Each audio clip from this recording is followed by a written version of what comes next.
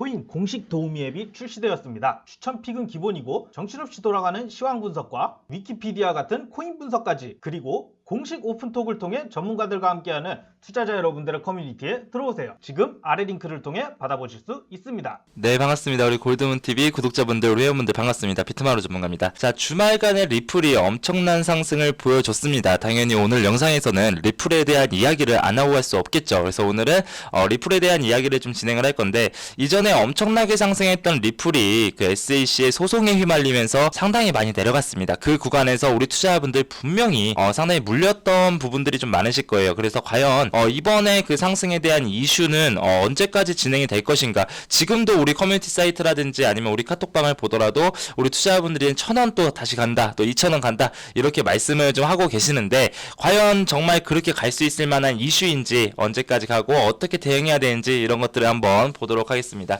자, 우선 리플 같은 경우에는 다 아시겠지만 SEC에서 지금 고소가 들어가면서 리플이 증권으로 만약에 분류가 된다, 그렇다면 리플은 지금 암호화폐로 매수를 할 수가 없습니다. 매수 매도 할 수 없이 거래 정지, 그리고 이제는 증권으로 IPO 기업 공개를 통해서 다시 한번 나스닥에 상장이냐 아니냐, 이런 것들을 좀 가려야 되는 거고, 일단은 암호화폐에서 영원히 역사 속으로 사라진다, 뭐 이런 이야기들이 나오면서 엄청나게 내려갔어요. 자, 그런데 그 이야기가 나오고 리플에서는 어떠한 조치 그리고 어떠한 대응을 확실하게 하진 않았습니다. 그런데 바로 어제 리플에서 이제 법적인 자료들을 가지고 법원에 제출했었죠. 법적 대응을 제대로 진행을 하겠다라고 하면서 진출했어요. 어떤 내용들이 나왔었냐면은, 첫 번째 이유가 지금 현재 미국을 제외하고 다른 어떤 국가도 리플을 증권으로 보지 않는다. 지금 G20 정상회담, G20 재무장관 회의, 자, 이런 것들을 진행을 하면서 암호화폐에 대한 내용들을 상당히 많이 다뤘습니다. 이 G20은 지금 G20 동료들은 당연히 지금 암호화폐 리플을 증권으로 보지 않는데 왜 미국만 그러냐, 이거는 G20의 이런 결정과 동떨어진 행동이다라고 좀 비판과 함께 시작을 했었고요. 두 번째가 뭐냐면, 리플은 ICO를 공개하지 않았다가 가장 확정적인 좀 증거 자료다라고 좀 보면 될 것 같아요. 자, 아시겠지만 증권이다라고 한다면 IPO라는 것을 진행을 합니다. 기업 공개인데, 기업 공개를 진행하면서 그 투자자들을 먼저 돈을 받아요. 그런데 이제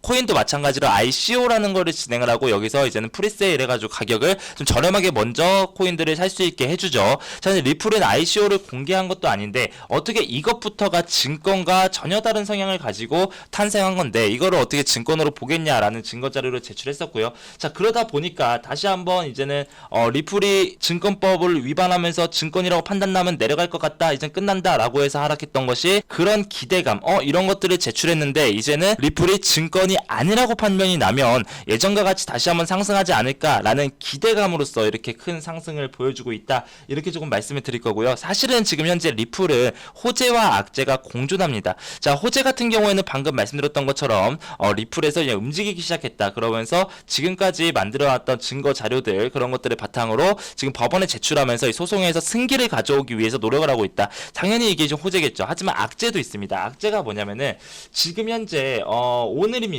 오늘 방금 전에 지금 리플 에스크로 지갑에서 10억 개의 리플이 언락이 됐어요. 자, 언락은 뭐죠? 그동안 이제 통상적으로 매월 초에 리플은요, 그동안 묶어놨던 코인들을 풉니다. 통상적으로 락업을 걸어놨던 물량을 풀면서 그걸 어디다가 옮겨놨냐면은 바로 에스크로 계정입니다. 에스크로 지갑에다가 계정에 이제 다시 한번 락업을 시켜요. 자, 그런데 이번 2월 초는 좀 이상하다라는 거죠. 그동안 리플에서 푼 것을 에스크로 계정에서 락업을 시켜야 되는데, 이번엔 반대로 에스크로 계정에서 10억 개의 리플이 지금 언락이 됐다, 풀렸기 때문에 언제 이거를 팔려도, 언제 10억 개의 리플이 시장에 나와도 이상하지 않다, 대량 매도가 나올 수도 있다라는 좀 악재가 있고요. 그리고 또 이제 어떤 악재가 있냐면은, 지금 현재 리플의 예전에 이제는 기술 총책임자죠, CTO, 최고 기술 책임자 바로 메칼렙이 지금 2월 6일 이전까지 리플을 1269개 정도를 매도할 것이다. 매일 1200개의 리플을 계속 매도할 것이다. 자, 그렇다면 지금의 구간에서 10억 개의 리플이 풀렸고 제드 메칼럽이 지금 현재 매도를 하고 있고, 그런데 지금 이때 이런 호재가 나왔다, 그러면서 가격 상승을 한다, 다시 한번 개인 투자자들에게 물량을 넘기고 본인들은 빠져나가려는 지금 흐름을 보이지 않을까. 자, 이런 불안감도 반드시 가지고 있어야 됩니다. 자, 그러면은 제가 방금 말씀드렸던 것처럼 자, 상승할 수 있는 이슈들 뭐 이렇게 법원에 뭘 제출하고 그런 것들은 좋아요. 그런데 그거는 플러스 부가적인 요인이 되는 거지 그거를 바탕으로 해서 올라간다라고 해서 따라 올라가기엔 너무나도 위험하다라는 거죠. 자, 그러면은 이렇게 올라갈 때 수익 실현할 수 있는 방법들에 대해서는 제가 매번 말씀을 드리고 있잖아요. 이렇게 어떠한 이슈로 올라간다라고 하더라도 반드시 차트는 먼저 일어납니다. 자, 이거는 선행적인 지표, 이전에 샀던 매수와 매도를 바탕으로 해서 나온 거고 거래량은 그 전에 나오는 거기 때문에 이런 것들을 바탕에서 먼저 올라갈 때 쌓인 시그널은 반드시 있다라는 거죠. 자, 그렇다면 리플 같은 경우에는 우선 좀 긴 추세, 정말 하락이 엄청나게 나온 이후에 긴 추세의 하락 추세를 지금 뚫어주고 있는 구간. 자, 한번 볼까요? 여기에서 만약에 본다고 가정해 볼게요. 자, 여기에서 고점과 고점, 저점과 저점을 연결했을 때, 자, 보이시나요? 여기에서 봤더니 어때요? 고점과 고점, 저점과 저점, 끝났구나. 그쵸? 일단은 하락의 추세가 여기서 크게 봐도 끝났어요. 크게 봐도 끝났고, 짧게 보더라도, 짧게 나는 여기서부터 봐야지, 라고 하더라도, 자, 고점과 고점, 저점과 저점을 연결했을 때, 당연히 삼각수렴의 상승 패턴에서 하락 쐐경을 보여줬다라는 겁니다. 그렇죠?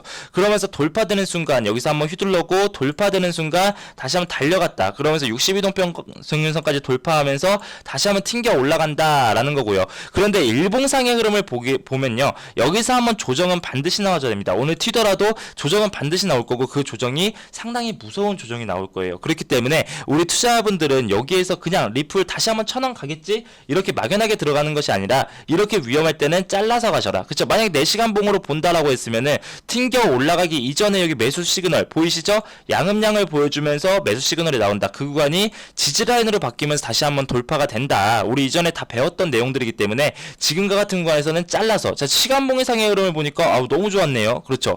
한번 상승.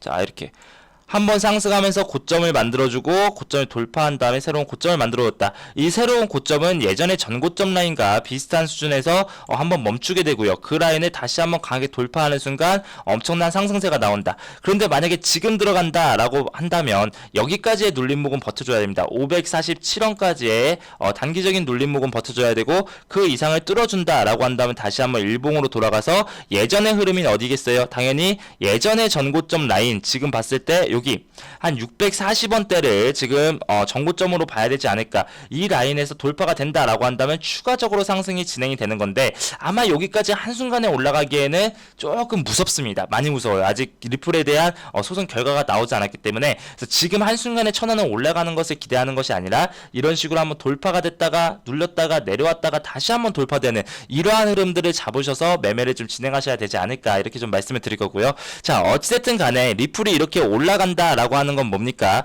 바로 알트코인들에 대한 매수세가 다시 한번 들어온다라는 거예요. 리플이 내려오면서 알트코인들이 한번 싹 빠졌던 기억들이 있겠죠. 당연히 리플과 이더리움이 알트코인들에 대한 대장으로 지금 떠오르다 이전부터 있었다 보니까 당연히 그것들이 엄청난 급락을 보여주면 나머지 코인들도 매수하기가 상당히 쉽지 않습니다. 근데 지금 같은 구간에서는 우선 그런 이슈가 있던 말든 간에 리플이 먼저 한번 강하게 급등을 보여준다라고 한다면 다른 코인들도 따라 올라가는 그렇죠. 새롭게 이제는 긴 하락 추세가 끝이 나고 새롭게 스팀도 지금 반등 나오려고 하고 있고요. 이렇게 자리를 맞춰가고 있는 꺾여주는 현상들이 나오면서 다시 한번 우리 투자자분들이 수익 볼 수 있는 시장은 반드시 올 것이다. 이렇게 좀 말씀을 드리도록 할 거고요. 지금도 역시 마찬가지로 우리 투자자분들 수익은 좀 보셔야 되는 장이 맞습니다. 정말 우리 이 코인이 내려가기 시작하면 엄청나게 다 같이 내려가는데 그러기 전에 이전에 빨리빨리 이제 수익을 보셔야 되고 수익 볼 수 있는 방법은 제가 무료 온라인 공개 방송을 하면서 매번 알려드리고 있어요. 그렇기 때문에 지금은 기관 투자들이 들어온다, 세력들이 들어온다, 우리 투자자분들 확실하게 좀 알아야 된다. 그래서 그냥 올라가니까 1,000원 갈까요? 라고 하는 매수가 아니라 방금 전에 제가 말씀드렸던 거 정말 간단하게만 말씀드렸죠. 이런 것들을 보면서 여기서 지지 구간, 저항 구간이 있으니까 한번 매수를 해야 되는구나. 그리고 전체적인 추세를 보면 4시간 봉입니다. 아직까지 상승 추세가 유지가 되고 있구나. 이 상승 추세 유지해서 요 라인을 상승 추세를 돌파하는 순간 조금 위험하구나. 이런 것들을 항상 생각하시고 좀 공격적인 쫄보 장세로 매매를 하시면 되겠다라고 말씀을 드리도록 하겠습니다. 자, 오늘 영상은 여기서 마무리하도록 하겠고요. 이 영상 아래에 카카오톡방 링크가 있죠. 들어오시면은 제가 무료 방송을 할 때 많이 알려드리도록 할 테니까 좀 우리 투자자분들 공격적인 매매 좋지만 조금 무서운 매매 항상 우리 투자자분들이 많이 물리기 때문에 그런 것들을 좀 최소화할 수 있는 매매를 최우선으로 말씀을 드리겠다라고 약속드리면서 마무리하도록 하겠습니다.